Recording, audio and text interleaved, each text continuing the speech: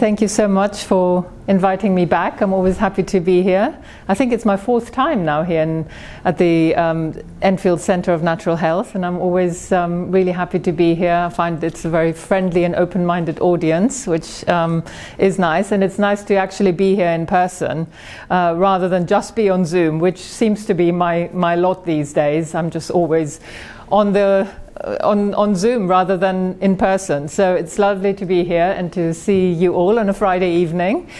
So yeah, our talk today, or I'd rather like to think of this as more of a workshop than a talk, maybe. And if you're so willing to, if you're willing to get engaged and interact a little bit, so it's more interesting for you and more interesting for me as well, and just to see what comes up, because it's actually through the experience and experiencing ourselves that we discover the value of some of these things, I think, rather than just listening.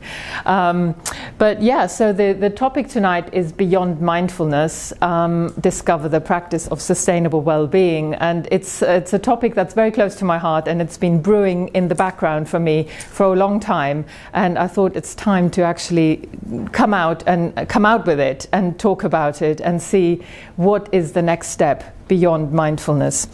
So what I thought we could focus on tonight is, first of all, I would like to introduce what mindfulness is. I don't know how many of you are familiar with mindfulness or are practitioners. Maybe I can have a show of hands just to understand. You're practicing mindfulness?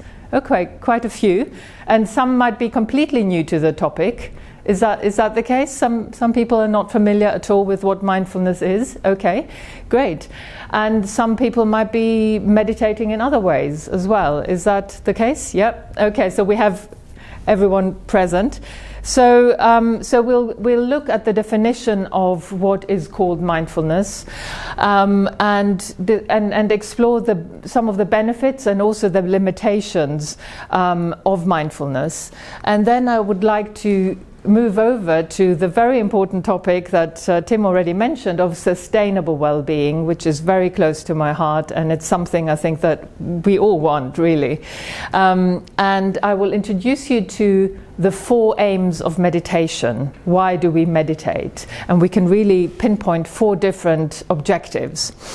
And I will then introduce you to a framework of mental balance, and we can really see how that relates to us, to our personal experience, and explore our own mental imbalances. And don't worry, we all have them. It's not there's no stigma or anything. It's just that something that we all experience, and it's really good to be aware of it if we want to practice sustainable well-being.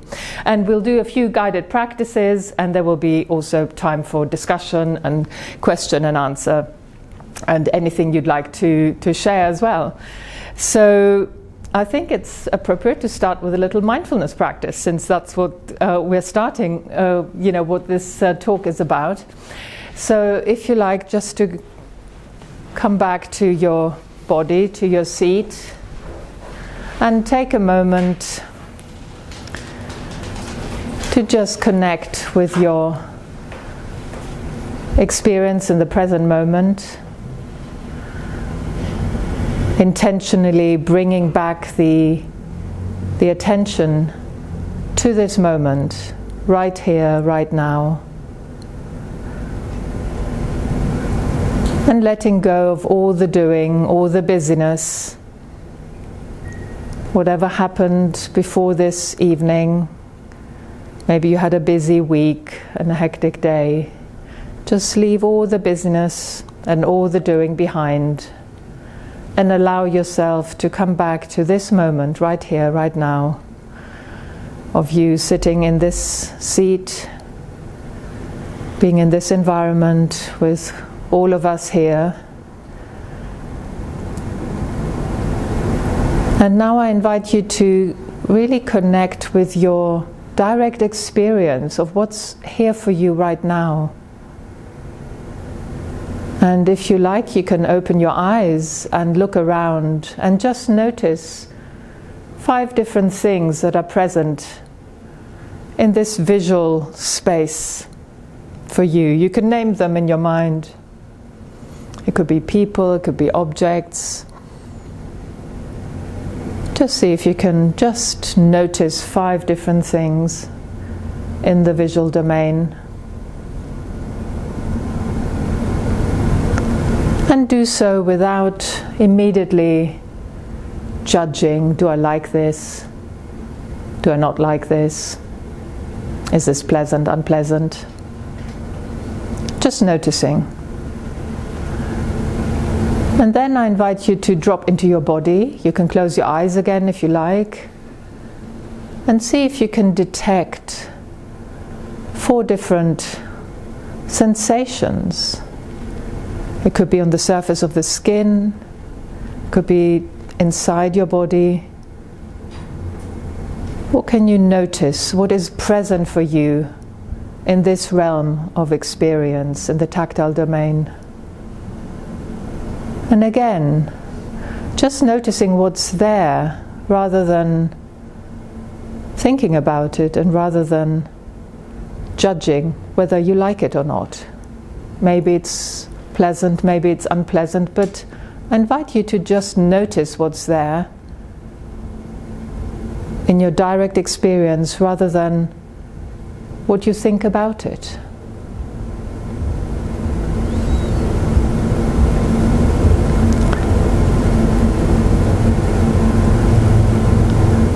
And then shift your attention to sounds and see if you can detect any sounds. They could be in this room, they could be outside on the street, they could be inside your body. And see if you can find 3 sounds that you can notice. And just become aware of them right here, right now, without judgment. And without thinking about what the sound is about. Just noticing the sound, observing it.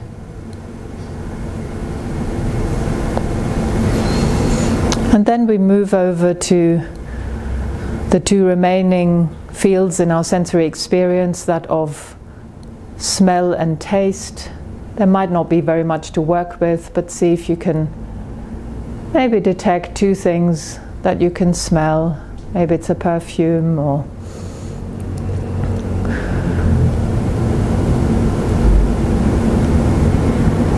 and maybe you just had some tea and there's a taste in your mouth. So just becoming aware of what's there. If there's nothing there, then that's fine too. We're not trying to generate experiences that are not there. We're just trying to notice what is present in our experience. And again, without engaging in any evaluation of the experience, just noticing and observing and connecting with that direct experience as it's unfolding right now. And now, when you're ready, you can open your eyes and come back to this shared space. And if this is a mindfulness practice, which I would say it is, I would like you to tell me, what do you think? I mean, and some of you are very familiar with mindfulness, some of you are completely new to it. So I invite you to just share what you noticed about what mindfulness is all about. If this is a typical practice, what is mindfulness all about? What did you notice about what we did? I would say the main thing is it's about noticing what's happening right now in the present. Yeah. Noticing what's present, what's happening right now in the present moment. Mm-hmm. Yeah, definitely. By using your senses. Yeah, that was another thing. Yeah, by using the senses. So we went through we did a tour of the senses. Sometimes that bit is actually sometimes called a 5, 4, 3, 2, 1 exercise or something like that, because we looked for 5 things in the visual, 4, 3, 2, and 1. Yeah. So and so we connect with the senses, which is our direct experience, isn't it? It's something that we can directly perceive rather than infer. We don't have to kind of speculate about it. We can immediately detect what we are noticing in the sensory domain. So connecting with our senses was a very important point here. What else did you notice? Any other nuances? Yeah? Focusing more on what's going on within. I think most of the time we seem to be focusing on what's out there. Yes, interesting. I mean, we did a bit of both. But we definitely also focused within, which is different from our normal experience when we are constantly looking outwards. That's very true. Mm-hmm. Yeah? Anything else you noticed? What did I keep repeating? How to attend to your experience. Without judgment. Yeah, without judgment.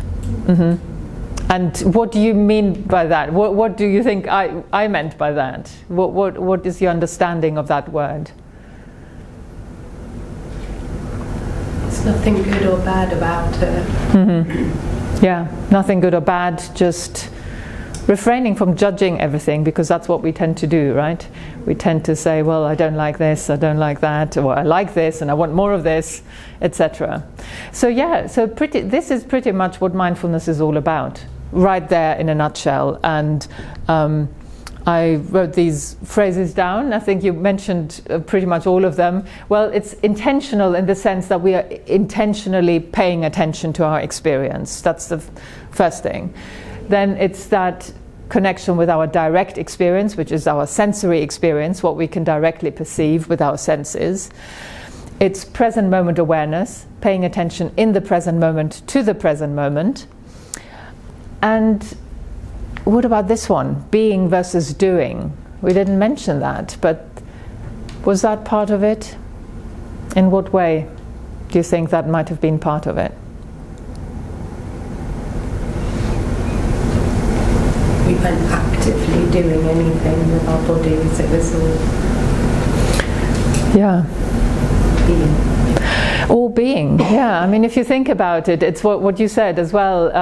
We're always focusing outwards, and we're always doing something. We're going from one place to another. We're accomplishing tasks. We're getting things done. It's always action oriented, isn't it? And here, what we just did was just to pay attention, just to be here in the present moment and attending to what's happening rather than doing something. And we didn't even do any thinking. So we just did what doesn't take any effort, just seeing what we're seeing, hearing what we're hearing. We're already doing that, but now we put our attention there. So it's really dropping into that sense of being rather than always having to do and accomplish and get something done. And last but not least, it's the non-judgment, the non-judgmentalness, so that it's an attitude of just being with the experience rather than evaluating the experience, which tends to be what we do as well, isn't it?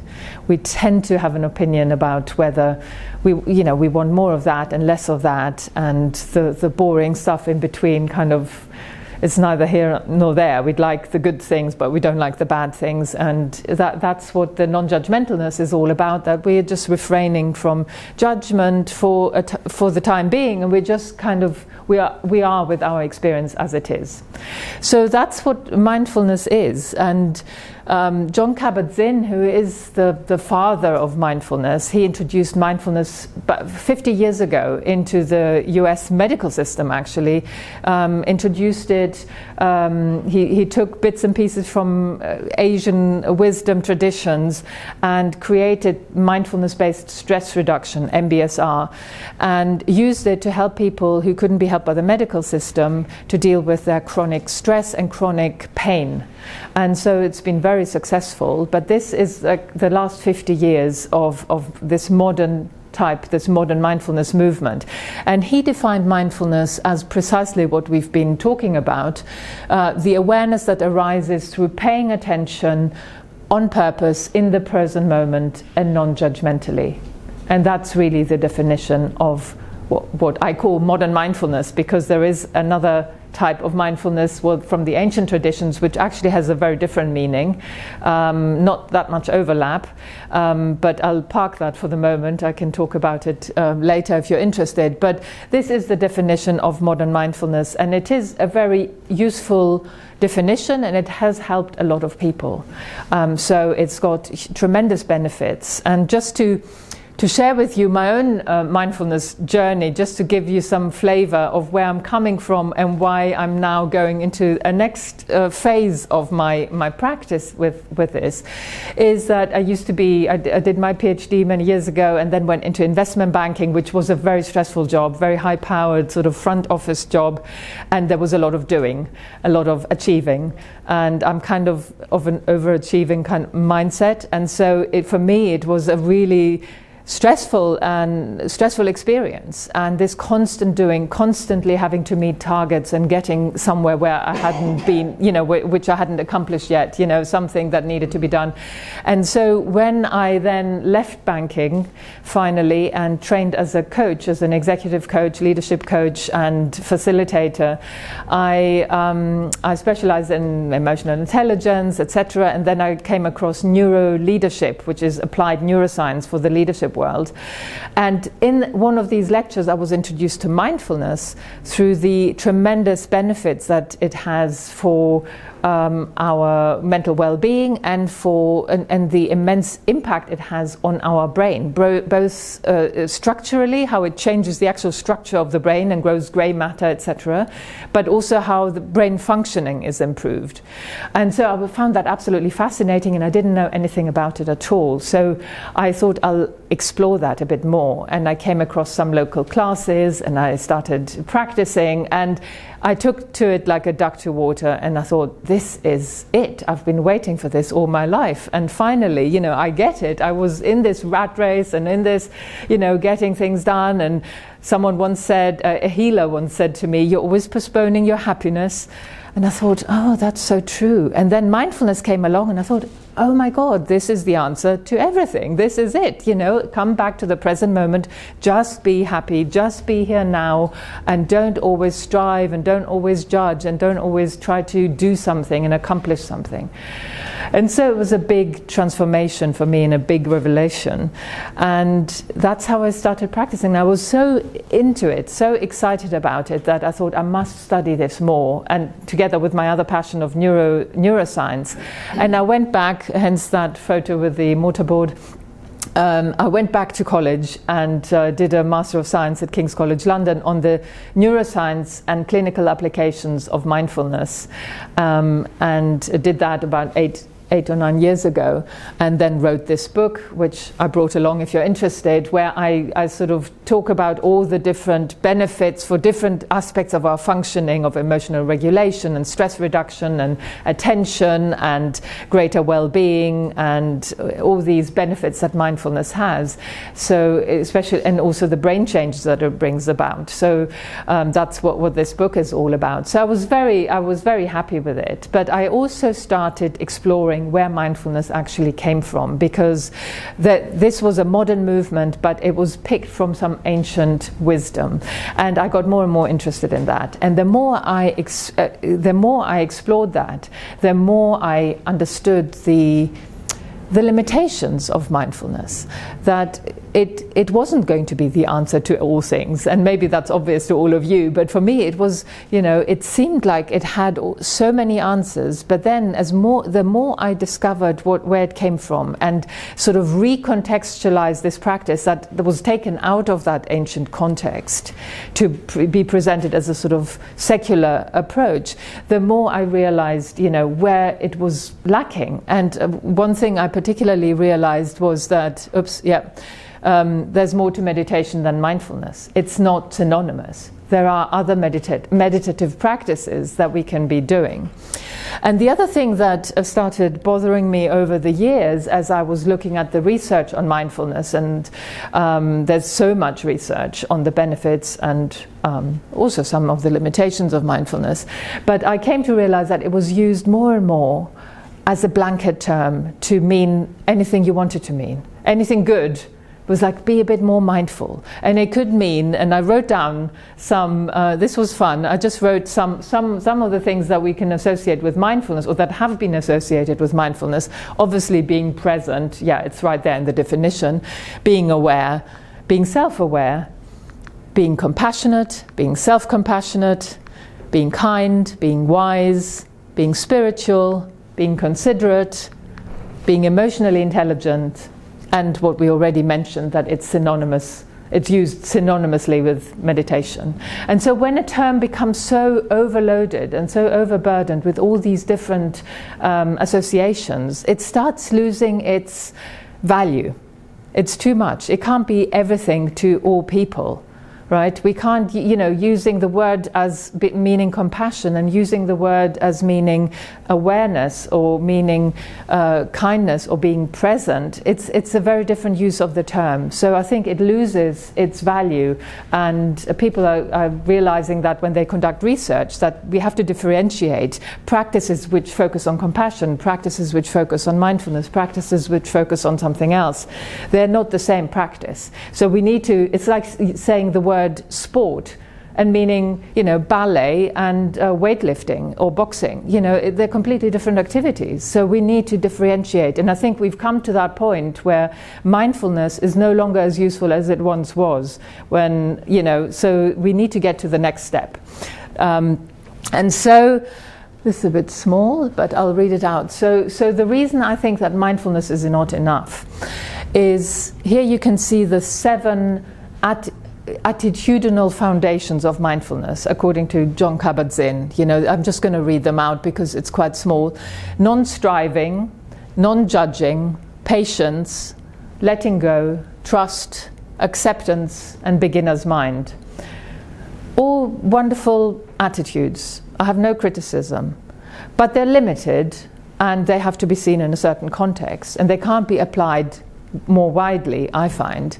And as I was going through my life, wanting to lead a meaningful life, and looking for guidance, and also looking for, how can mindfulness help me in my life, and how can I help others with mindfulness, I came across a few questions that I couldn't answer. And so for me, these are the limits that came up.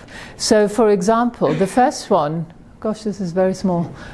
Can we increase the size somehow, or is it, maybe it won't be as sharp. Let's leave it, yeah? So the first one is, what can I strive for? What shall I prioritize in my life? Because there is this attitude of non-striving. And here I was a coach working with people one-on-one and helping them achieve their goals. So I was helping them get from A to B and fulfill their dreams, fulfill their aspirations. Shall I stop for a sec? That's the maxim frame. Maybe I can't make it bigger. I'm taking it back a little bit, but no, best we can do. Okay. Okay, so as a coach, I was trying to help people achieve their goals, and then I thought, well, maybe I should stop doing that, because if you're mindful, you have to be in the present moment, and you shouldn't be striving to get somewhere, because you should be happy right here and right now. But what if it's a really meaningful goal? And what makes a goal meaningful? Can we still strive and be mindful, or what's going on? So I found that was an issue that bothered me, and I considered briefly changing my coaching style into a mindfulness-based one, which would remove all the future dimension and would just be about practicing being here now and not having any goals, but really being in the present moment. And that would have been a very different proposition, but I found that there's got to be something else, because surely we can't just always be here now and not strive for anything. We wouldn't, we would lose a big part of who we are and fulfilling our deepest potential. So I didn't find any answers there. I also didn't find any answers with regards to ethics, because ethics is not really in this decontextualized mindfulness practice of just being present in a non-judgmental way. I mean, think about what's going on in the world right now, and the conflicts we're facing, the atrocities that are committed all over the world, and are we supposed to not judge that? And is there a way that we can still exercise discerning judgment without being judgmental in the negative sense? And surely that needs to be there. Or shall we throw away all ethics and everything is okay because we can be here non-judgmentally while people are killing each other and we are standing by mindfully? Surely that can't be enough. And there's a Harvard study that's shown that 47% of the time we are not actually focusing on what we're doing, but our mind is wandering. And the answer of mindfulness is, okay, bring your mind back to the present moment. But how? Is there a method? How do we do that? If we could do that, we wouldn't be doing it in the first place. Or what is the way? Surely there must be a way to improve our attention, because as this Harvard study I just cited concluded, a wandering mind is an unhappy mind. So our attention is not just about, accomplishing more. Our attention has to do with our well-being. And if we're constantly absent-minded, our well-being will suffer. So surely there's some value in developing our attention. What about overcoming bias? How can we overcome bias? In my workshops with organizations, I deliver an unconscious bias training. And again, with mindfulness, letting go, trust, is that enough? Or can we explore some ways in which we can become less biased? Is there hope for us to be less biased, less racist, less all the isms that we are engaging, all the biases that we bring to the world? Can we counteract them? And can our spiritual practice help us do that? Again, I didn't find much in mindfulness that helped with that, because it seemed like the answer would be just being aware of our biases. Yeah, but that doesn't change it. That doesn't lessen our biases. Another aspect that bothered me was, how do I deal with my destructive emotions, the toxic emotions, and help others deal with theirs? For example, anger, arrogance, contempt, bitterness, resentment, hatred, hostility, jealousy, the list goes on. What about these? Is the best we can do to just be mindful of them? Or is there any value in cultivating some more wholesome emotions and try to lessen some of these rather than just accept them as, well, that's what's here right now, I can be mindful of it, as if there's no preference for having more wholesome emotions that are more conducive to my own and others' well-being. And last and not least, the question that, again, I didn't find addressed in mindfulness is, the deeper questions in life, like who are we? What are we here to accomplish in this world? What happens when we die? What's the meaning of life? Not much with mindfulness. There was nothing that could address these questions. So these are some of just to give you a flavor of why I say that mindfulness is not enough. Mindfulness is a wonderful starting point. It's wonderful when you are like I was in this sort of hamster wheel, in this doing mode, in this never being able to just focus on being here now. But then what? Then we need to go to the next level, and the next level is really to develop our mind to cultivate sustainable well-being, which we'll get to in a bit. So this is my summary of where the sort of limitations of mindfulness lie. And so before we go into the next stage, and I introduce you to what comes after mindfulness and beyond mindfulness, I thought we'll do a little exercise. I don't know if you're feeling up to getting up a little bit and just doing a bit of a walking exercise. Nothing challenging, nothing. Oh, I'm glad you're all getting up. Fantastic. Okay, well, please feel free to use the space. So what I thought we'll do is just 2 exercises, okay? And it's really to experience something and to observe what's happening for us.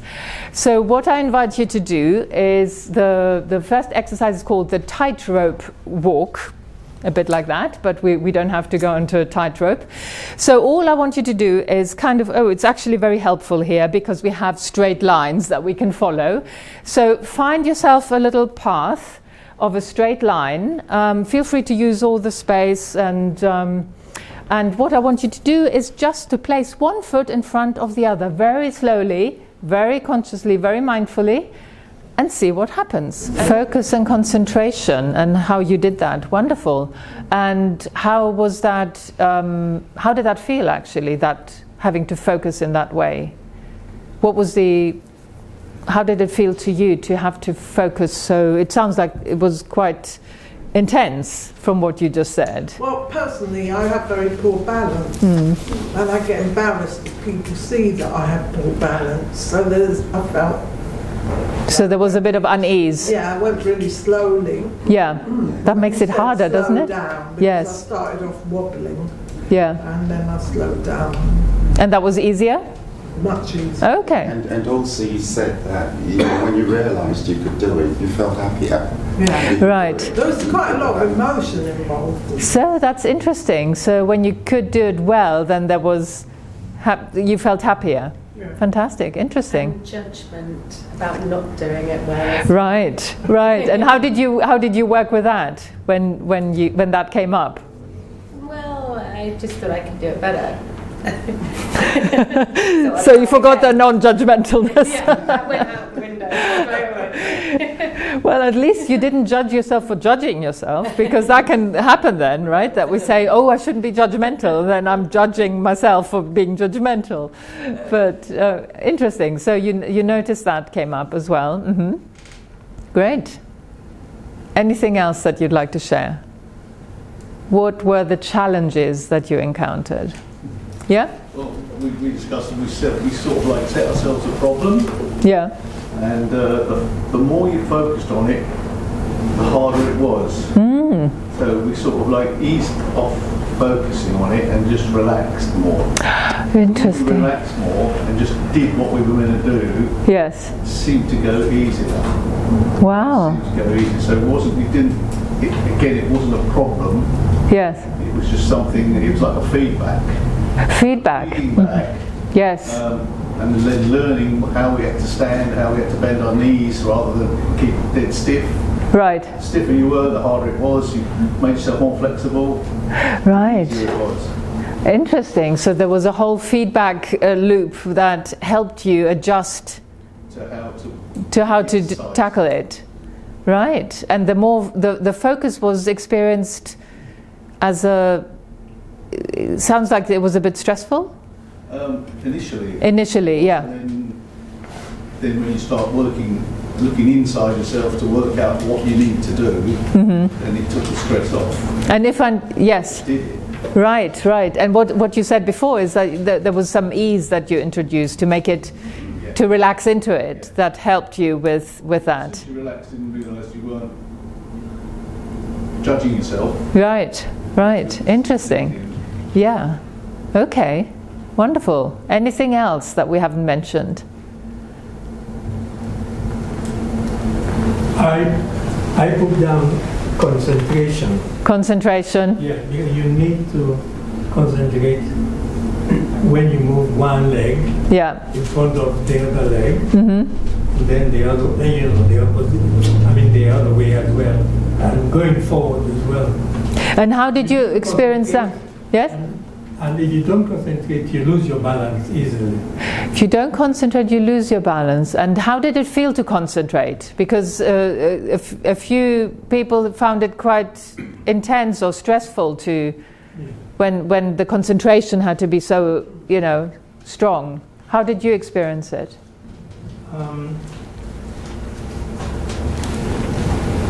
Well, I don't know what to say, but standing on one leg was a little bit difficult. I've not done it for a very long time. Yeah.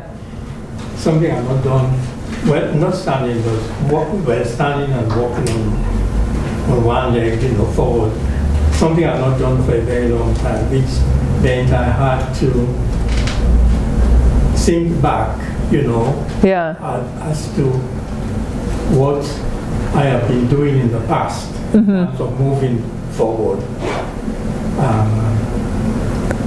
in a way that you're moving on one leg instead of two, because it's normally you don't think about it when you walk. You're balancing all the time. So what happened then? So there was lots of concentration. Lots of concentration it's a and exercise, but it engulfed a number of ideologies.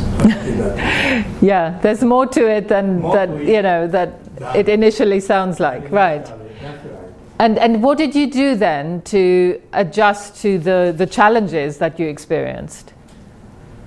Well, what did you do with your body? You know? I moved my body on one side. If I was swinging on the right side, I tried to balance on the left. Right. The opposite. Right. Well, from the right to the left, right to left, and left to right. Right. Like if you're riding a bicycle, something like that. Yes. Yeah. So to maintain that balance, you were counteracting. You know, when you were going to the right, you were trying, the other side to counteract it. Right. Right. I think concentration was very, very important. Yes, absolutely. Another thing was the strength of your legs. You find that some people generally the feet, the foot, each foot, the one foot is not the same as the other. One is stronger than the other. Right. Biologically. Yes. One side is easier than the other as well when you lift the legs, right? Yes. Yeah. Thank you. Anything else we haven't mentioned that you'd like to share? In terms of the... Done something like that for a long time before, it's a lot easier. Yes. So practice makes you better. Right. Pilates, a lot of that is balance work. Yes. You're very aware of balance, things like that. So that, I think, helps. Yes. Absolutely, yeah. Well, definitely. Another thing was expectation. I was not expecting that I would come here one in front of the other. So I think the expectation was sort of unthinkable before I came. Well, I wasn't sure whether you'd be game, but I'm very grateful that you were good sports. And yes, so I introduced you to the challenge of balance, and we did it in physical balance. And as anyone who's in, doing Pilates or yoga, etc., knows that there are correlations with our well-being. And you mentioned it as well, that you felt happier when you were you had greater balance. And they say even that it's one yoga teacher had mentioned that it's really important for longevity to practice one's balance. So it's really correlated in some ways. I don't know if it's true, but that's what the yoga teacher said.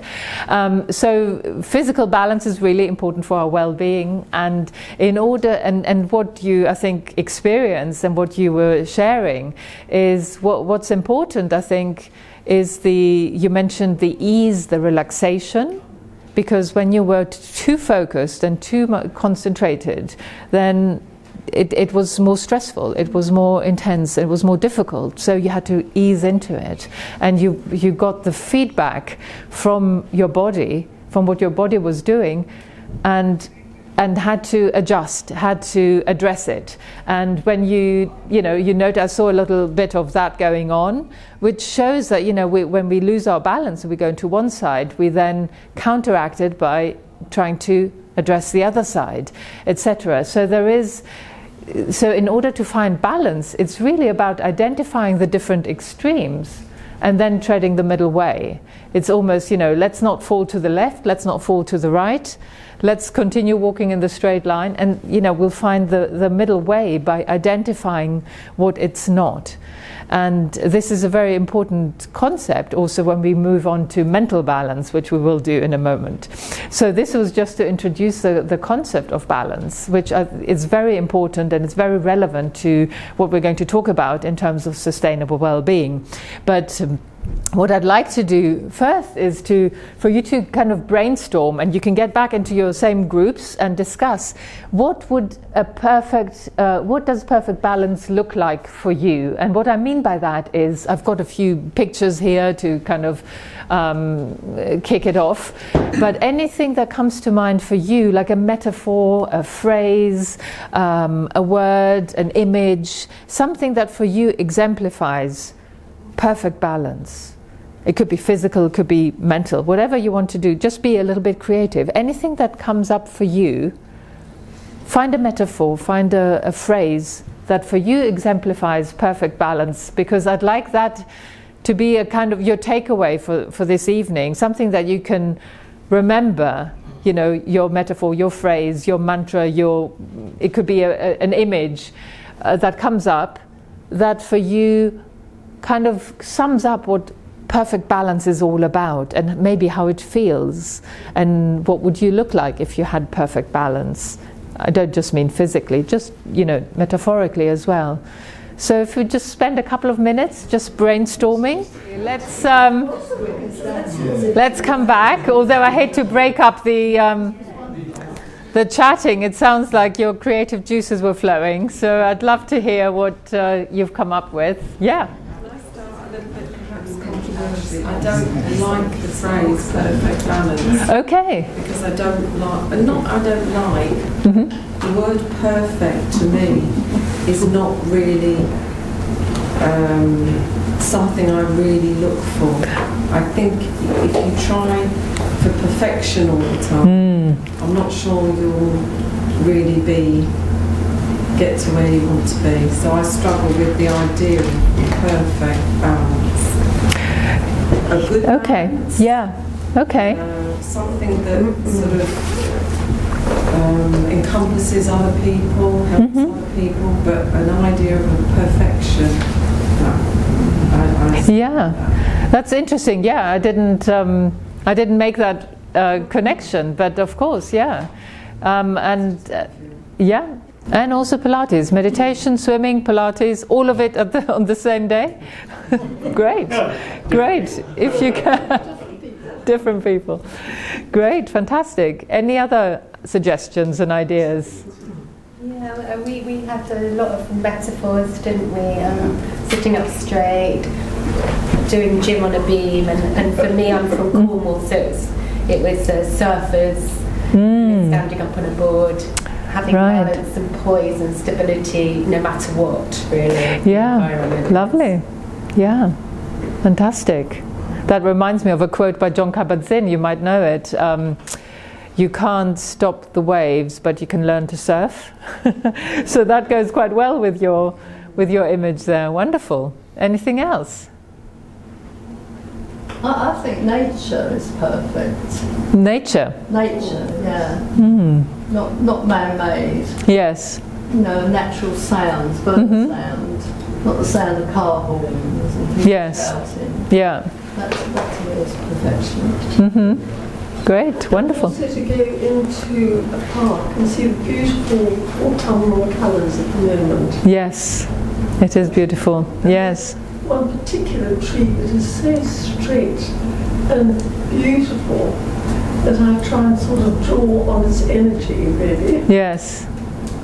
Wonderful. Yeah, balance.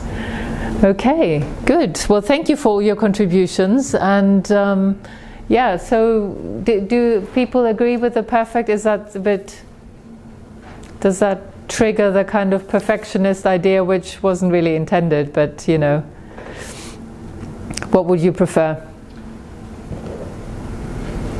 Good, balance, optimal, or is that the same? Not good? Also to listen to music that you like in the morning. Yes, wonderful. Great help. Yes. You know, with a nice cup of tea. Music and a cup of tea. Sounds good. Sounds good to me. Wonderful. Okay, so the idea of balance, and the reason we really introduced this idea is because of the connections between mental balance and mental well-being. Because if we want to have physical well-being, well, physical balance is important. We talked about that already. But for mental well-being, we need to have, first of all, we need to have mental health. And when I talk about mental health, I don't just mean the absence of mental illness, but really the positive side, the thriving side of mental health, having positive mental health rather than just the absence of mental illness. And in order to have such positive mental health, we need to have mental balance, because in a way, you know, if you think about it, and I'll introduce you to all the different imbalances that we can experience, and that we do all know, I think, if you're anything like me, you know, when our mind is not in balance, then it's very difficult to say that we are really mentally healthy. We may not have a diagnosis of any sort, but are we really mentally healthy, and are we really mentally well? It's very difficult when we are full of different imbalances, as we will see in a moment. And when I talk about well-being, it's really this idea, we mentioned it already, of sustainable well-being that I want to introduce you to, because we all know about the well-being that we can get from a cup of tea, a nice chat, you know, maybe going on a shopping binge. Today's Black Friday, so some people might have purchased a few gadgets or things that they wanted, and it's easy to feel pleasure and happiness by acquiring something or experiencing something in response to stimuli out there. But when I talk about sustainable well-being, it's really the well-being that is not dependent on having pleasant experiences. Yes, they can help, but it's almost that it's in the absence of pleasant experiences that we can really see if we have any sustainable well-being, right? Because you don't need any teaching or any meditation to help you with experiencing the pleasures that we can get from nice stimuli. That comes naturally to us. I think we all know how to do that. Yeah, we all experience the pleasures that the world can provide us. But how about feeling well, having mental balance, having mental well-being without any particular stimulation from outside? That's really sustainable well-being if we have that, right? And we can indeed cultivate that from within rather than pursue it in the outside world, right? All the pleasures from the world, we can pursue them, we can buy them, we can acquire them, but the sustainable well-being from within is something that we need to cultivate ourselves from the inside out. And how do we do that? We do that by cultivating a more balanced mind, and that's what we'll move on to in a moment, because how we do that is really through meditation. Well, that's one way to do it. Meditation we can think about as really the cultivation of a more balanced mind. And so that's the actual original word for meditation in Sanskrit, bhavana, actually means cultivation. So it's really cultivating the mind. And you see how different that is from just being aware of what's happening right now. It's a very different thing. It's a much bigger project, this.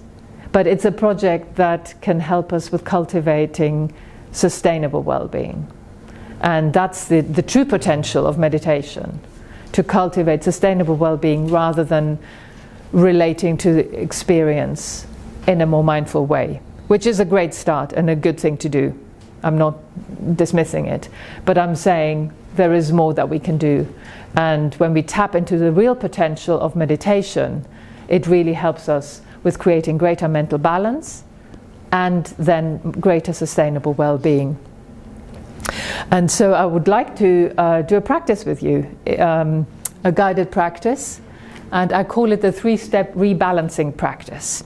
So let me actually switch this off for a second, because I just want to do the practice without the distraction. And so I invite you to, let's just see, I invite you to now close your eyes if you like, but you can leave them open, whatever's most conducive to you.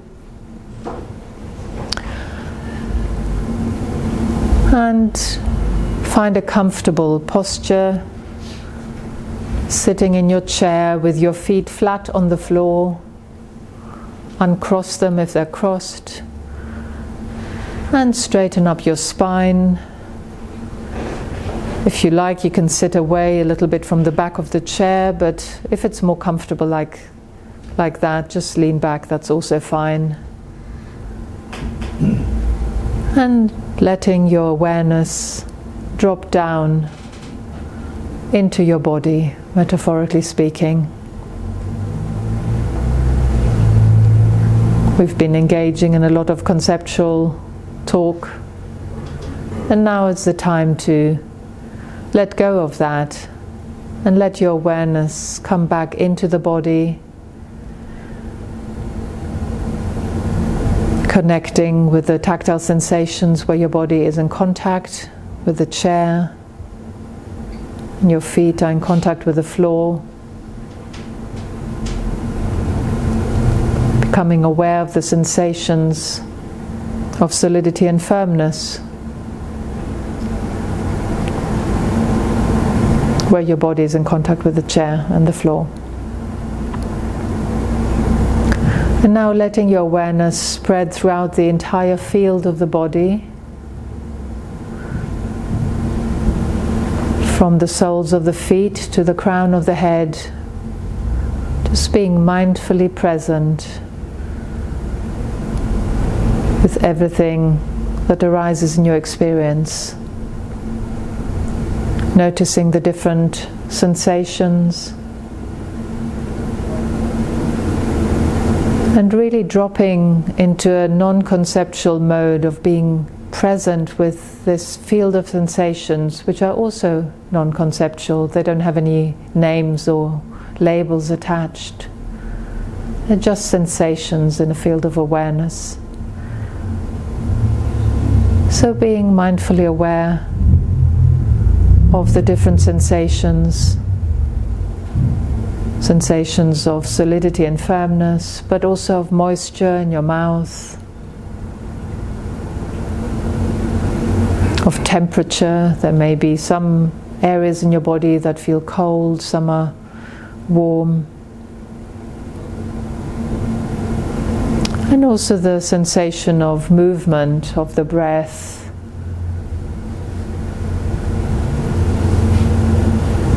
of any vibrations or throbbing in your veins, the blood circulating. You may be aware of some of that.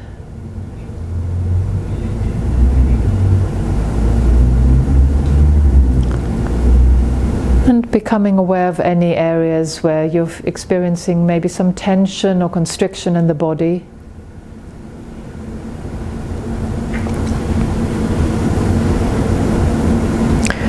And the instructions are simply to attend to these areas with your next in-breath, just breathing into these areas, not trying to change them, just attending to them through your breath. And when you breathe out, just releasing the tension, releasing your breath fully.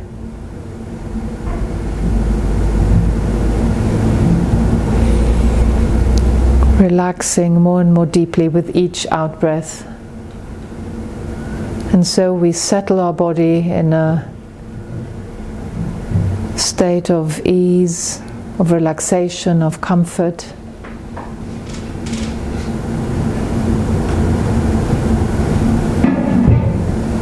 By letting go, by surrendering our muscles to gravity with each subsequent out-breath. And the more relaxed we become, the easier it will be to cultivate a sense of stillness, of not moving, not fidgeting, just remaining still. The more relaxed you are, the easier it will be to remain still.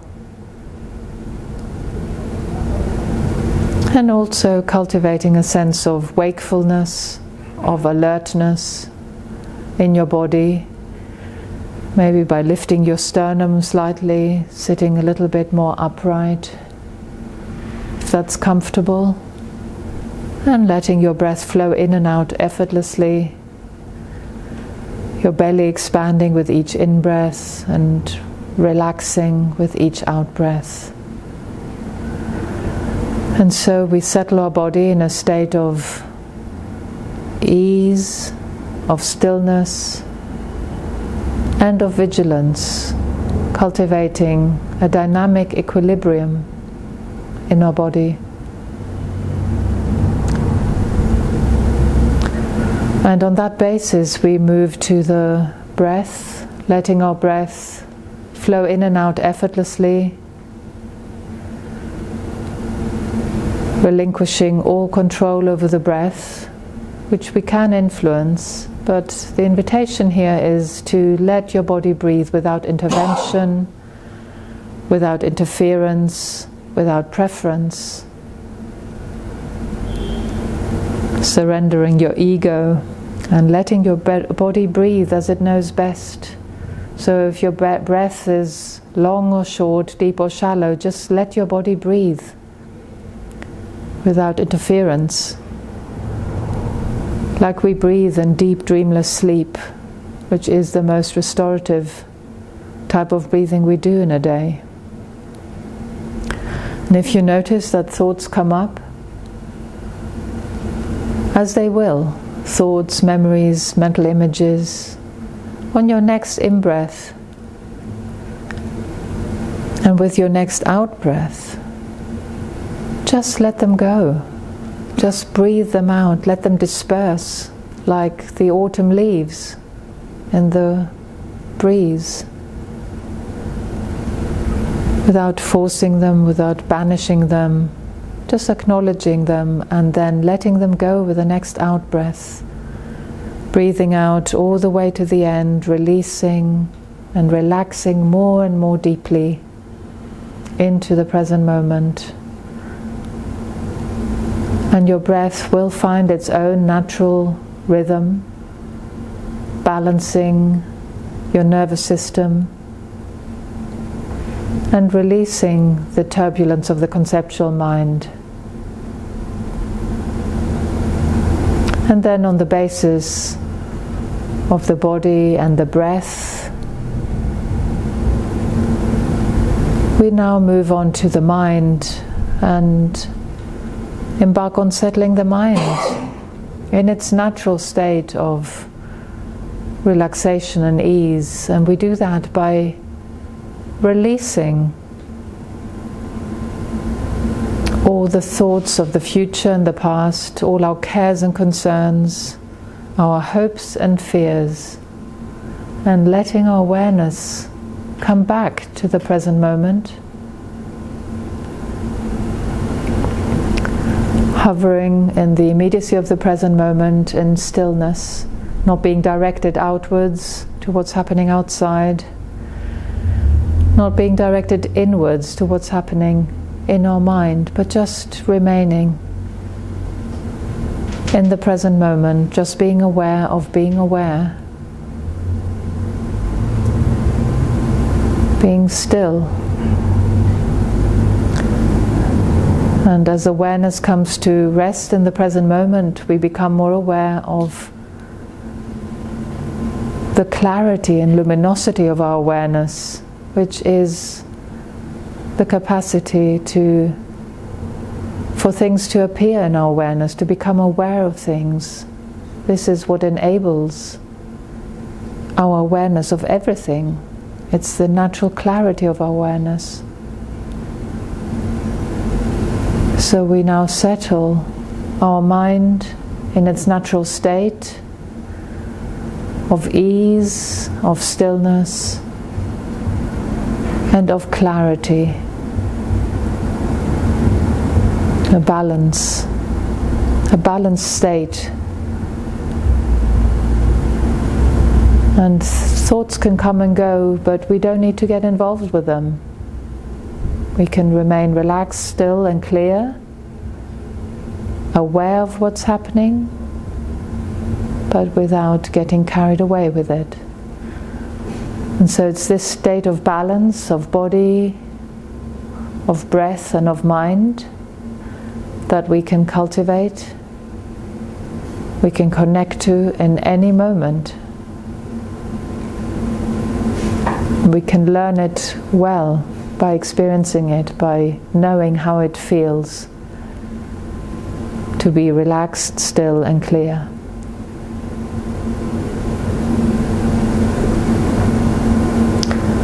So when you're ready, I invite you to introduce a little bit of movement maybe into your fingers, your toes. Rotate your shoulders if you like, and open your eyes, coming back. How was that? Peaceful. Very peaceful. So this was Really hard. Hard? What was hard? Stopping my thoughts. I didn't ask you to stop your thoughts. I didn't ask you to stop your thoughts. Okay, so the thoughts can be there, but we can let them be there, and we can gently, with the breath, when we're settling our breath, the thoughts come up, and with the next out breath we just have that sense of letting that go, like that image of the autumn breeze dispersing the leaves, just gently. And then when we settle our mind, we just come back to the present moment, and we just release that hope and the fear, because our thoughts are driven by hope and fear. It's always something that we want and something that we want to avoid, isn't it? That's what drives this whole mind wandering. That's why training our attention is so important, that we can bring it back. But so it's a very gentle approach. It's a kind of non-doing approach here as well.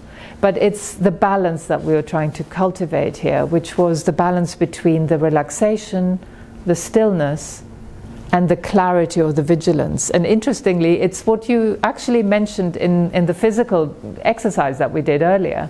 Some of you mentioned the relaxation and the focus, and that if we just focus on focusing and concentrating, it can be a bit uptight, right? So we need to relax. But if we relax too much, we fall asleep. So we also need to be alert. So it's this juggling between these three qualities. And just to wrap this up, and I think we can go into our break, maybe it's just gone 9 o'clock. So just to wrap this up, so you know what we actually did. It sometimes helps, I think, to see it sort of visually.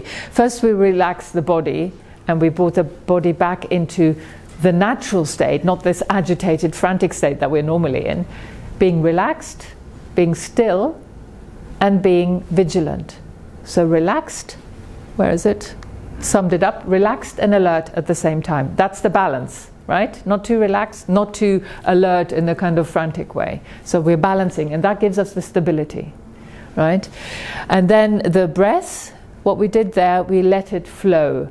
So we didn't impose a kind of way to breathe, but it's the opposite. We take away all the preferences, and we let the body come back into its natural equilibrium, into its natural rhythm. That's the idea. It's almost like you're hearing someone else breathe. That's how much you need to get out of the way of the breath. And I think that there's subtleties there. I notice that even when I think I'm letting my breath flow effortlessly, I notice sometimes that I'm still holding on to it. I'm still controlling it in a way. It's not as if someone else is breathing. I'm still doing it. So completely go beyond that sense that I'm breathing. No, my body is breathing, I'm just listening to it almost. And we've settled our breath perfectly. Well, okay, not perfectly, but we've come to the end of this practice when the breath is imperceptible, they say. That's how much we've settled the breath. And then the third one is the mind, and that's really releasing all the past and future, the hopes and fears, and bring back the mind. By not engaging with the past and the future, the hopes and the fears, the mind will naturally come back, because it won't have anything else to do, to the present moment, and just be aware of being aware. That's the practice.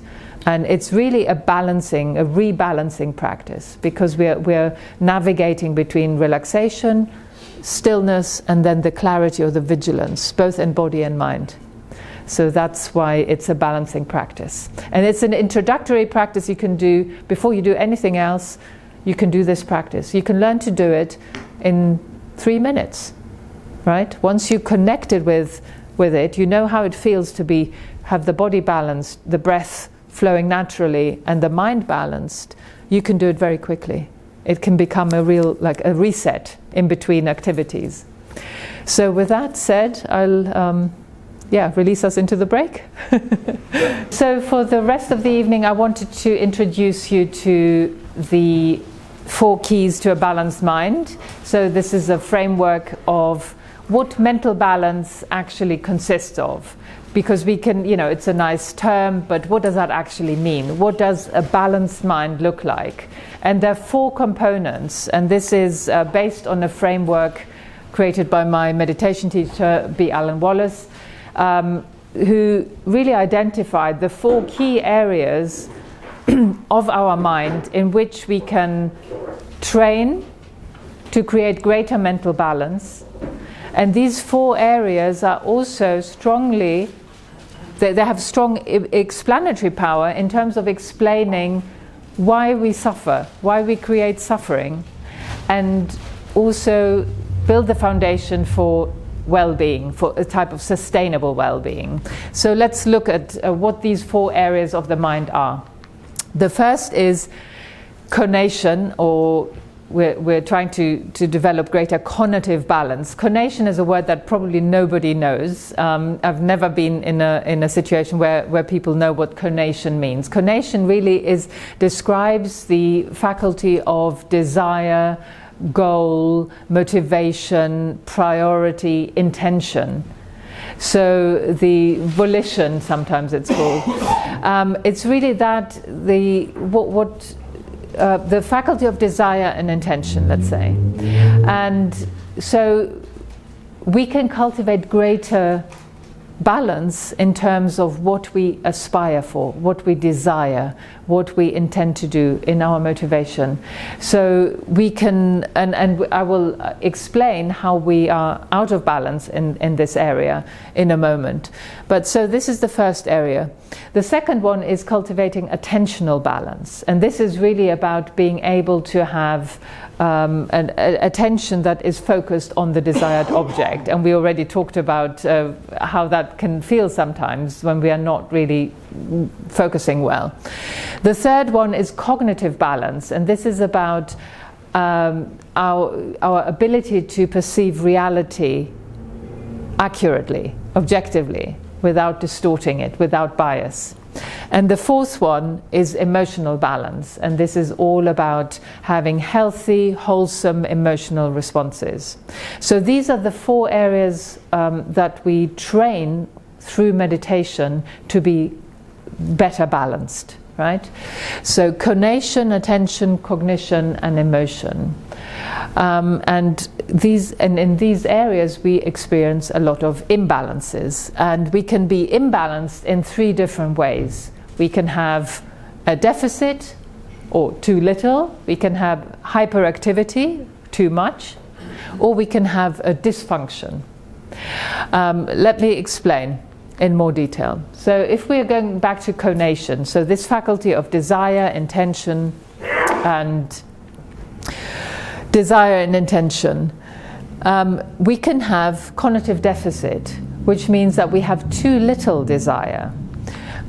So it could be a lack of desire, a lack of motivation. We can feel a little bit apathetic, lethargic, because maybe we are depressed or we have low mood. If we are suffering from clinical depression, this is definitely one of the symptoms of that we have very low drive, very low motivation, low energy, low desire, lack of desire. And I think we've all experienced that. Sometimes we might have a really bad day and we don't want to get out of bed. There's nothing to get out of bed for. So this will be an example of cognitive deficit, too little desire. Then there is cognitive hyperactivity, which is too much desire. And this can also happen, we can call it obsessive desire, And just to give you an example, I put there fitness fanatic. There's a lot of fitness fanatics around. My kids are sometimes fitness fanatics. When you have so much desire, you want to be, doing this all the time. It's so obsessive that it completely covers your present moment, because you're so focused on what you want to do and where you want to go. And sometimes workaholics, is another case in point here. That's too much desire, obscuring the present moment. And then we can have desires, and this is cognitive dysfunction, that are not conducive to our own or others' well-being. It's not too much or too little, it's just dysfunctional. And to give you examples of that, I would call that pathological desires, or maybe addictions. If you are really desiring smoking, drugs, that would be an example of a cognitive dysfunction, because it's desiring something that's really bad for your well-being. And that's just not conducive to your well-being. It's actually undermining your well-being. Eating disorders are another case in point, when what we're desiring is really bad for us. It doesn't help us. So we can have too much, we can have too little, or we can have just the wrong type of desire in terms of our well-being. So if you're up for it, I would, if you'd like to just turn to the person next to you and maybe see, when in your life have you ever either experienced, and I don't want you to have to share anything too personal, but when have you experienced or witnessed in others any of these three cognitive imbalances? When there was too little desire, too much desire, or just the wrong type of desire for that's not conducive to your own well-being. If you'd like to just share some insights. Okay, in the interest of time, I feel bad for interrupting you, but what's come up? Any examples that have come up? And you don't need to, say who it was, or, but just what did you notice? What did you experience in terms of these cognitive imbalances that can happen, either in yourselves or others? I think I picked the first one. The first one, cognitive deficit. I feel depressed every morning when I wake.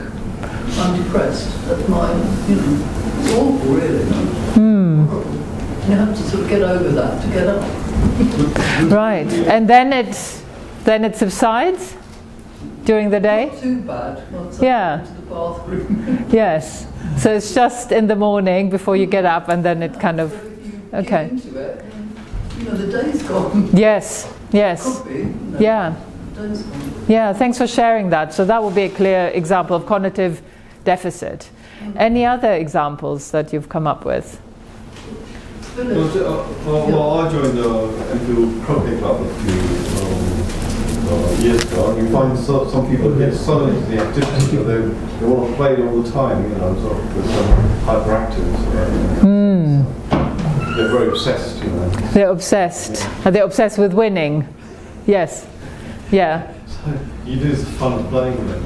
Yes, that can happen when people get so obsessed with the result, with getting somewhere, with achieving something, with winning, etc., that it completely obscures the present moment and any joy or well-being that they could experience. Yes. And any cognitive dysfunction? Any examples? I mean, these are just examples. There could be others. Philip mentioned that you could put into that obsession with the phone, with the mobile phone, constantly. Yes, yes. Yeah, when it starts having a negative effect, a detrimental effect on your own well-being, which it has with many people, many young people as well. So yes, an obsession with the phone, the addiction. It makes no sense that we get people get addicted to things which are harmful. I never really understood cognitive dysfunction. Yes. How easy it is to get into habits which are actually destructive. Yes, it is easy, and I think it's because we we make a fundamental mistake in terms of not understanding what's actually conducive to our own and others' well-being, and we latch on to the wrong things. I think that's kind of how I would explain it. But yeah, it's in a way it's a paradox, isn't it? Why would we do that? It's because we mistake the things that we get it wrong when we think about what will make me happy, right? I mean, another example would be the whole sort of beauty industry and trying to stay young and beautiful and having more and more plastic surgery to achieve that. That would be another example, I would say, of cognitive dysfunction, because it's more and more arduous to keep that up, and it's in the end it makes people miserable.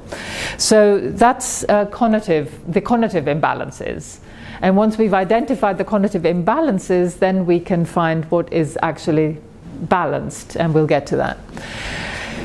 What about attentional imbalances? Well, there's attention deficit, and when I'm talking about attention deficit and hyperactivity, I don't mean ADHD in the sense of the medical diagnosis, but I think we all have ADHD to a certain extent, right? I mean, that's in the spirit of, that's how I mean this. So attention deficit is a kind of a lack of focus. A lack of focus. It's when you can't quite focus on what you want to focus on. You're trying to read a book, your eyes glaze over. You're watching a movie, you're falling asleep. You can't quite keep your eye on the target, or your mind on the target rather, right? Or you're having a conversation, you're not really hearing what's being said. You have an attention deficit. You're not quite reaching your attentional target, right? You're not clear enough. You're losing focus and you're losing clarity. That would be attention deficit. And we do experience it when we're tired. We have attention deficit, right? Or sometimes, I don't know if that's ever happened to you, you read a book and you read the same page, the same sentence over and over again, nothing goes in. You're having attention deficit when that happens. Attention hyperactivity is when we get carried away. We get distracted with a train of thought, notification, whatever's happening outside. You might hear something and then you completely forget what I'm saying here, and your mind is somewhere else, getting distracted, and taking you away from the present moment, like this schoolgirl here who's not hearing what's being said, what the teacher's saying or what the others are writing, but's completely carried away by a train of thought. And then there's attentional dysfunction, which is attending in afflictive ways. So when we attend to others just with a view to criticize them, we're just listening for when they trip up, when they make a mistake. Or, we have negativity bias. The only thing we notice in life is all the negative things that are happening. You listen to the news a lot, you might fall into negativity bias. Oh my God, there's only negative stuff coming. And we are just attending to the negative and forgetting about all the positive. So that's attending in afflictive ways. So that these are the three attentional imbalances. So again, think, when have you experienced that, or when have you noticed that in others? If you want to just, yeah. Can you kind of switch from one to the other? Or does somebody tend to have one? Because I'm thinking of somebody and I'm thinking, well, sometimes it's that one, sometimes it's that one. So can you can literally switch around? Yes. And I think we have the capacity for all of them. And I think we tend to have all of them at various in various degrees at various times, and sometimes we lose focus, sometimes we get carried away. I mean, I think that this is pretty universal, and sometimes we even attend in very afflictive ways. So I think they can all occur. So in the interest of time, maybe, does anyone want to share in the group examples of when you've witnessed or experienced any of these?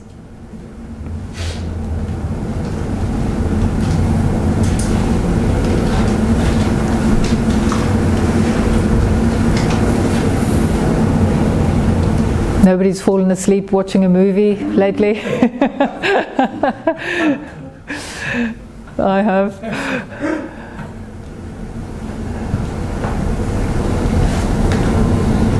Getting distracted. If you tried meditating and you were thinking about what's for dinner, I mean, again, I can say that happens. That happens to me. Yeah. I think it's so common we don't even notice. Well, that is what I was going to say. I mean, it's something which happens to everybody. Yeah. As long as you're a human being, Yeah. Yeah. It does happen. Exactly. It's very common. There's no perfection in human. Yeah.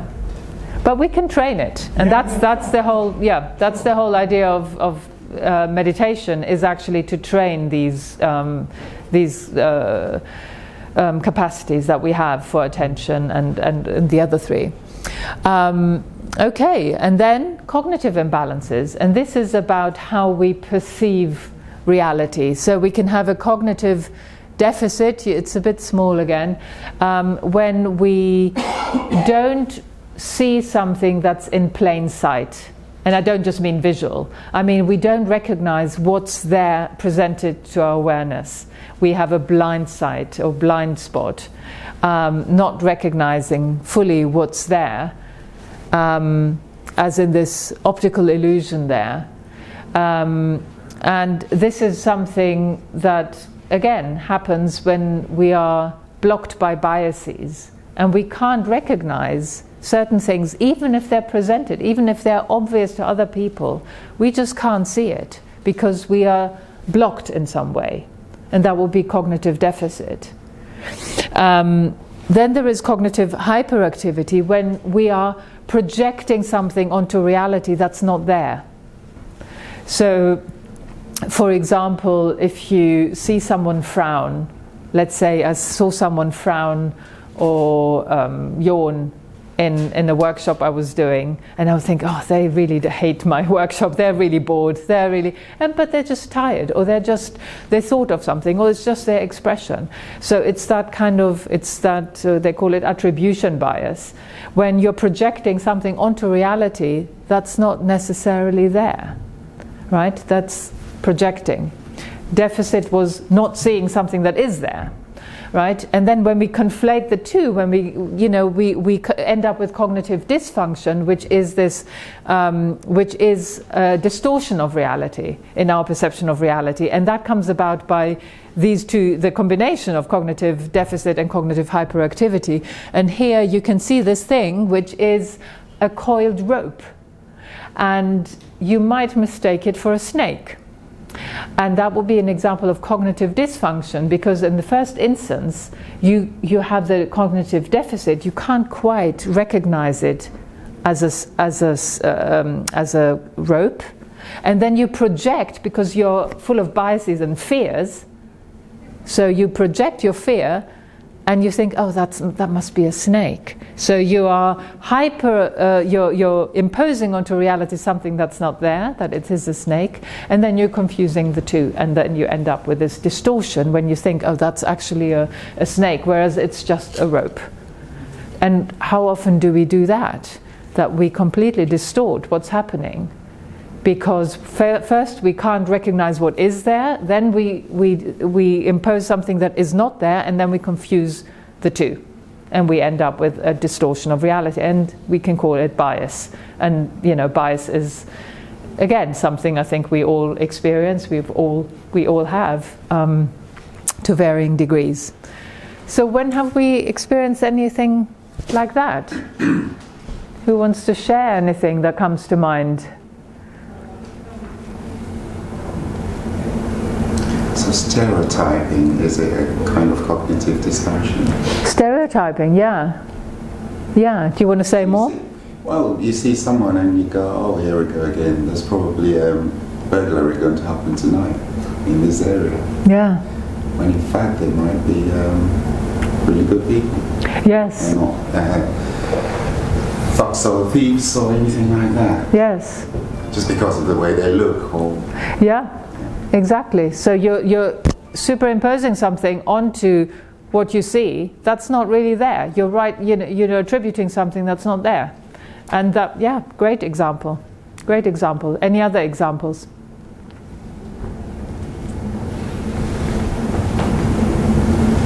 If you have a politician who you really dislike, and they actually say something nice, something kind, something good, and you just don't hear it. Like cognitive deficit, right? It's there, but you just don't see it because it doesn't fit into your view of that politician. I mean, they're just bad, right? They're just always bad. They can't possibly say something good. And so we are just not seeing what's obviously there because we are limited. That would be the cognitive deficit. There was a good example of that on Celebrity Get Me Out of Here last night. Oh yeah. Nigel Farage. Yes.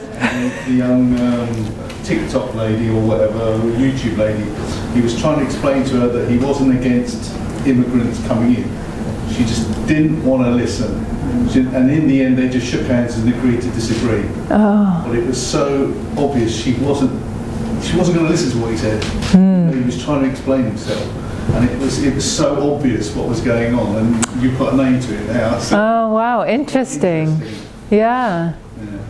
Yeah, thank you for that. Yeah, that's a very good example. Right.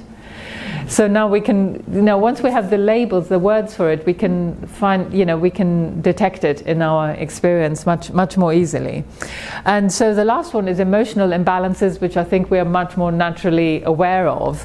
And emotional deficit would be something like a lack of emotion. Sometimes people are so numb because of a shock or a trauma that they don't experience anything. You hear that sometimes, right? You kind of freeze emotionally, and it's almost that you're emotionally dead for a short amount of time, and that will be emotional deficit. Emotional hyperactivity is what we tend to call the emotional overreactions, when the reaction is not really proportionate to what's happened, and some people just fly off the handle and scream or have a fit or get really angry, but it's nothing really bad happened, and so that will be an emotional overreaction. And then we can have an emotional dysfunction, which is having inappropriate emotional responses. By the way, I'm happy to share the slides if anyone wants to, grab my business card and write to me, and I'm happy to share the slides with you. So inappropriate emotional reactions, it's when, let's say, I don't know if you know the German concept of Schadenfreude. Have you heard of that? Which is when you're rejoicing in someone else's misfortune. That's a little bit unkind, isn't it? Yeah? I'll just say that overreaction and inappropriate to me are judgmental words. Mm-hmm. That's all yes. I wanted to share with you, and I find that hard. I mean, what we see as overreactions in people might be triggers to something that's happened to them in the past. Mm-hmm. And so yes, no, they are. Mm-hmm. We might experience it as hyperactivity of emotions, but it might just be that that's because of what's happened to them before. So I'm a bit, those words to me are a little bit judgmental.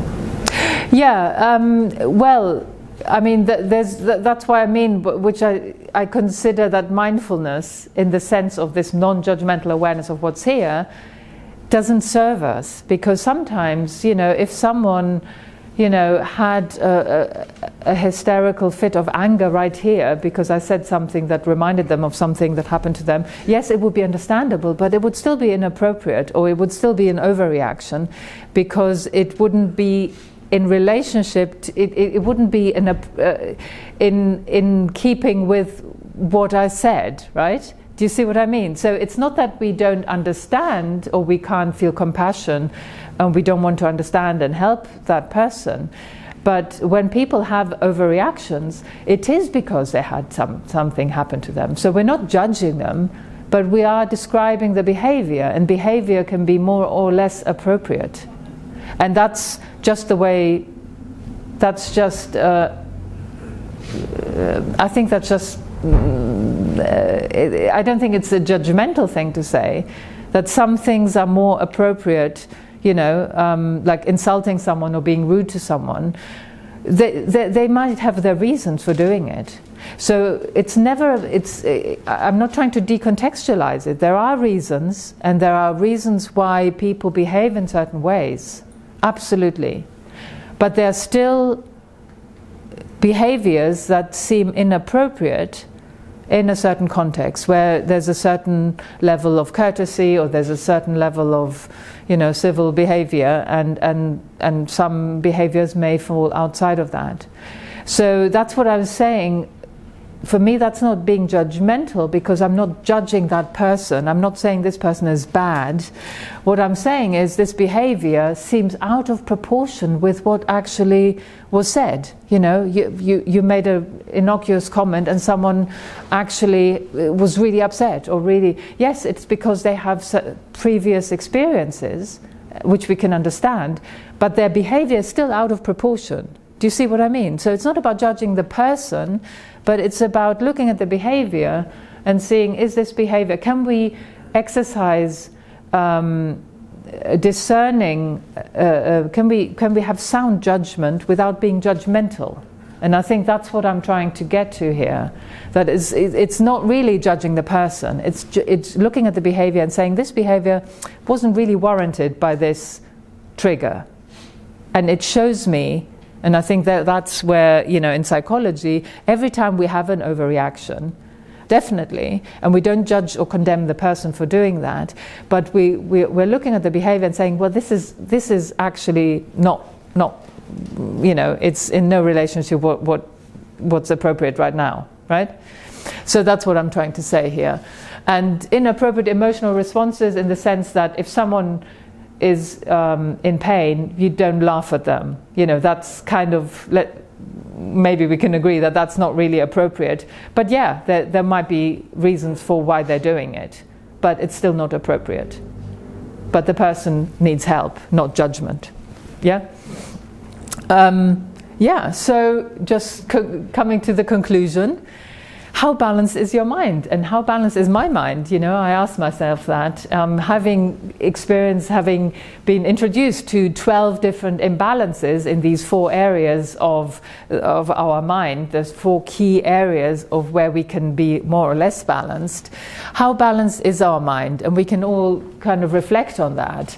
First of all, in the cognitive area, how wise are our desires and aspirations? And what do I mean by that? I mean that, if we're free from, or relatively free from the 3 different cognitive imbalances, how much cognitive balance do we have? And we can judge that for ourselves, assess that for ourselves, by considering how, my desires, what I'm striving for on a daily basis, what I'm trying to achieve, what I'm aspiring for, my priorities in life. To what extent are they conducive to my own and others' well-being? Or are they setting me up to be unhappy? Am I trying to be, have the fitness and body of a 20-year-old, but I'm getting on a bit and it's not quite working out? That wouldn't be very wise in terms of supporting my own well-being, right? So how wise are we in our desires and aspirations? And I just invite you internally for you to kind of, if you want to give yourself a sort of, see where you're positioned on a scale of 1 to 10. If you don't want to do that, don't do that. It's fine. It's just, if you wanted to see where you are, you could reflect on that, and see, every day what I'm trying to achieve, what I'm prioritizing, what I'm aspiring for. Is it helping my well-being, or am I trying too hard or not hard enough, or I'm trying for the wrong things? Yeah. Second, how well do we use our attention? How focused is our attention? Are we able to focus on the tasks at hand? Are we completely paralyzed with distractibility, hyperactivity or attention deficit? Are we attending in wholesome ways to other people, or are we just attending in afflictive ways? How much is that supporting our own well-being? Where are we with our attention? And again, I invite you to reflect on where you are with that.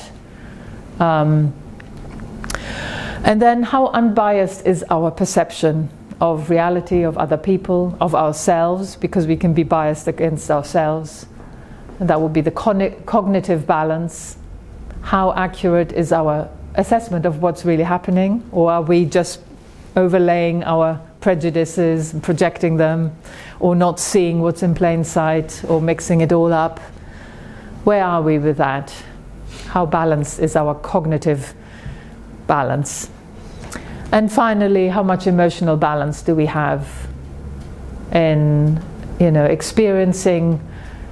expressing our emotions adequately, appropriately, without causing too much upset, which is a good measure. If we're always causing upset, everybody's upset when we start expressing our emotions, maybe we're not, we're not so balanced there.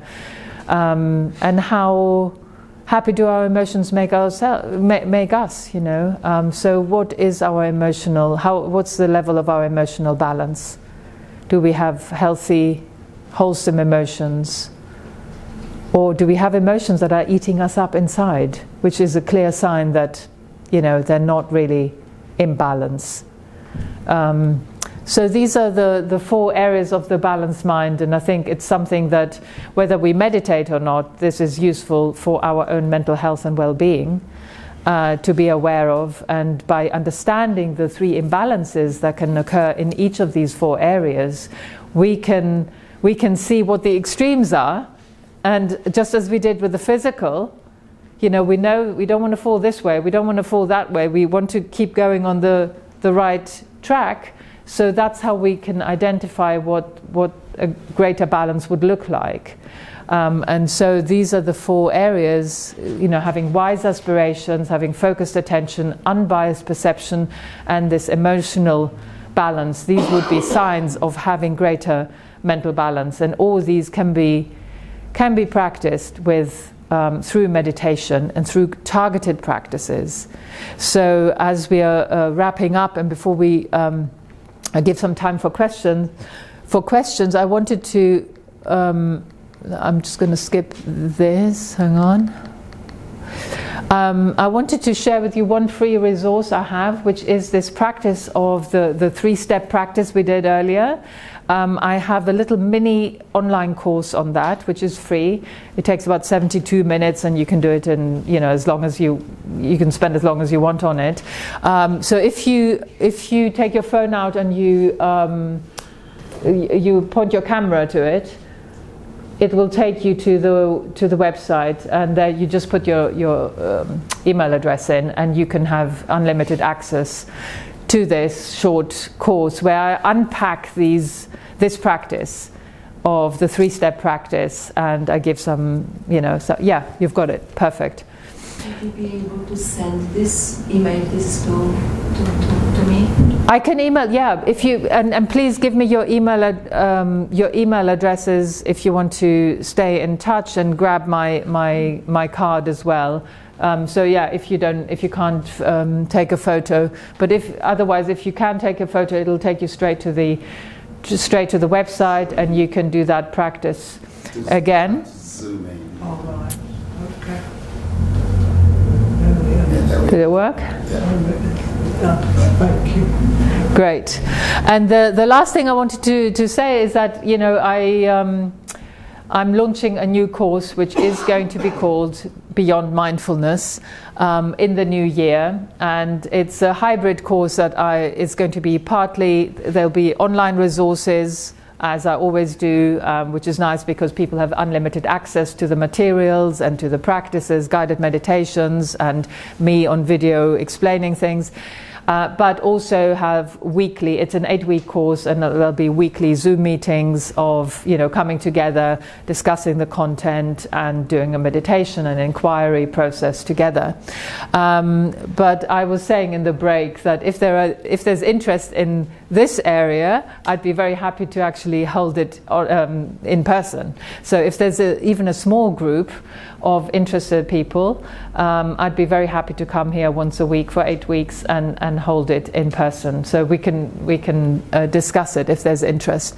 But just to share with you what this is about, it's about taking your mindfulness practice to the next level. So if you have a mindfulness practice, it really helps to understand what can can we deepen the practice and take it to the next level. If you don't have a mindfulness practice at all, it doesn't matter either, because it's really teaching from scratch. It's about appreciating the difference between the ancient and the modern definitions of mindfulness, because it's very different. As I hinted at, the modern definition is very different from the ancient one.